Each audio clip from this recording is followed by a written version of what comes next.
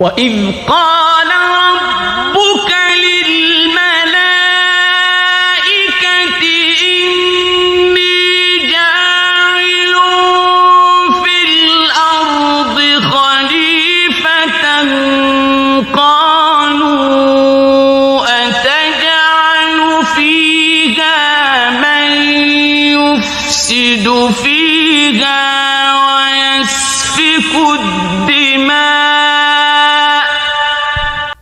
وَيَسْفِكُ الدِّمَاءَ وَنَحْنُ نُسَبِّحُ بِحَمْدِكَ وَنُقَدِّسُ لَكَ قَالَ إِنِّي أَعْلَمُ مَا لَا تَعْلَمُونَ وَعَلَّمَ آدَمَ الْأَسْمَاءَ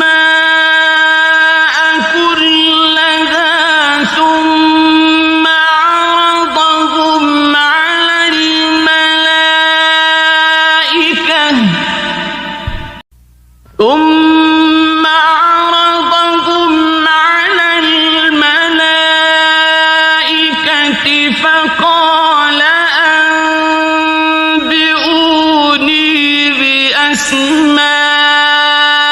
هؤلاء إن كنتم صادقين. قال